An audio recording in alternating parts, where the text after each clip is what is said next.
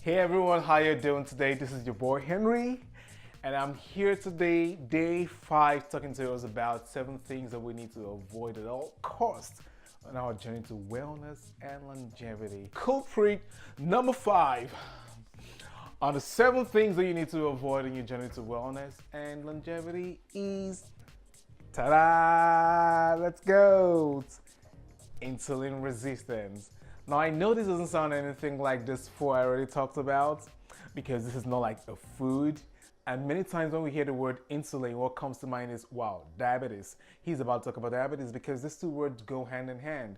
But truth is that insulin really is not just about diabetes. Even though an obstruction in its normal activities in the body leads to that condition called diabetes, insulin is not just all about diabetes. So let's dive right into it today and talk about it. What really is insulin?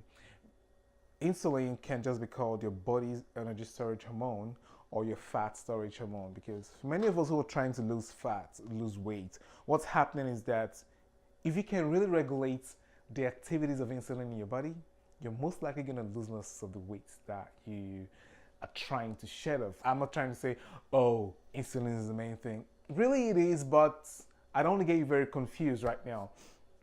Here's what's going on. When your body absorbs glucose, glucose is gotten from almost any kind of carbs that we eat. It's being converted to glucose in the body. What happens is that the pancreas secretes insulin. Insulin helps your cells absorb this glucose to use them as energy. Now, when your cells can no longer absorb this glucose, or when your cells are no longer responding to insulin, thereby no longer absorbing the glucose to use as energy, what happens is that you're described as someone who's become insulin resistant. I don't know if you get that. I hope I'm able to explain that a little bit. So it's like, like let's say, so picture this as someone knocking on a door. That's insulin. The door is a doorway to your cells. Your cells need this energy to really move on and function effectively. And knocking on the door, that's insulin. But the person on the other end is no longer opening the door because they're no longer responding to the knock of the person here. Meanwhile, you have all this glucose out here, and the glucose wants to get in, and I'm knocking on it for them to open. It's supposed to recognize only my knock, assuming I'm insulin, but it's no longer responding to it. That's simply what insulin resistance can simply be described as. And your pancreas begins to get the message that, wow, more insulin is needed, and begins to secrete more and more and more and more insulin, and it's just all there in your body, not being absorbed or not being used as it's supposed to use. And so what then happens is that you have a lot of glucose in your body just raging and raging, and your body begins to try. So what happens is that it says, okay, you know what, take this insulin. It begins to convert the glucose to fat. True. So you have a lot of fat being stored at different places, and at the point, there's only somewhere that it can convert into fat. At the point, before you know it, one of the things that happens is what we call type 2 diabetes, T2D. Type 2 diabetes begins to occur as a result of insulin resistance in our bodies. Our bodies not being able to respond anymore to insulin, or not being able to produce enough insulin as needed by the body.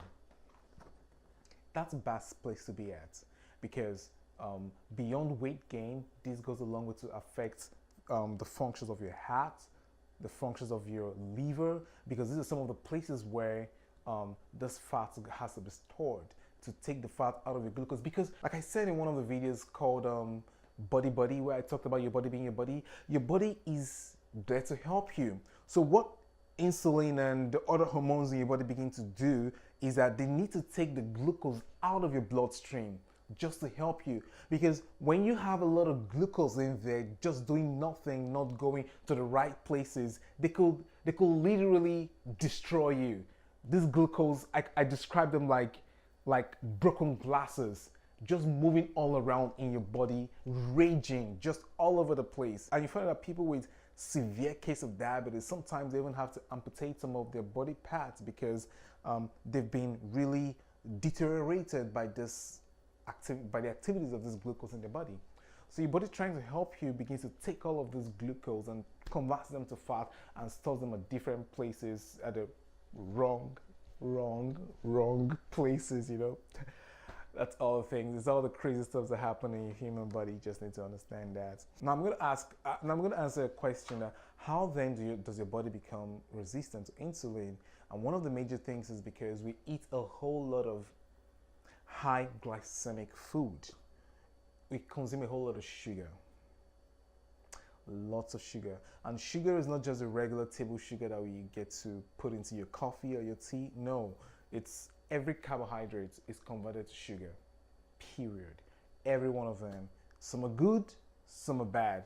Some are actually better than the other, you know, but when you go to what I call the glycemic index table, and I think I'm gonna have it right here scrolling, the glycemic index table. Not just a table that speaks about the glucose level or sugar content in the foods that we get to eat, and I recommend his own table that you want to have. I don't say that that's a table you go by and like, oh, what's low and just want to eat all the low things. No, sometimes carbs are good for you, but you want to be able to regulate the intake of the sugar because you don't want to get to a point where your body becomes very resistant to insulin and it's not really functioning properly. Now that doesn't mean that can be managed. You know, there are a few things that you can do to help your hormonal balance, because that's the key word. The key word is balancing up your hormones. And our society today is very sedentary, and many times we keep eating many of these things and we don't do the other things that are preventive. Like for instance, just walk.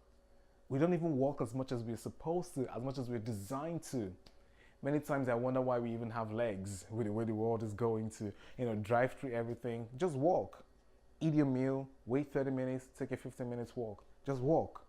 Make sure you're walking effectively. That's going to go a long way to reduce your insulin resistance in spite of the food that you've eaten. It's going to go a long way. Just work out. Working out goes a long way also to help you. I'm separating workout from walking. Walking is so easy and simple. Just do it. Work out, do it. Stay hydrated. Hydration goes a long way to affect your glucose level and your insulin sensitivity in your body. So it's all a balance. You just have to do this and do that, or not do this and do that. You have to understand what you're doing. And so as you eat and watch what you're eating, you also want to make sure you're exercising and doing all the other good stuff. Once in a while, we do a little bit of the bad stuff and eat some high carb food, which is not bad. It's good in itself.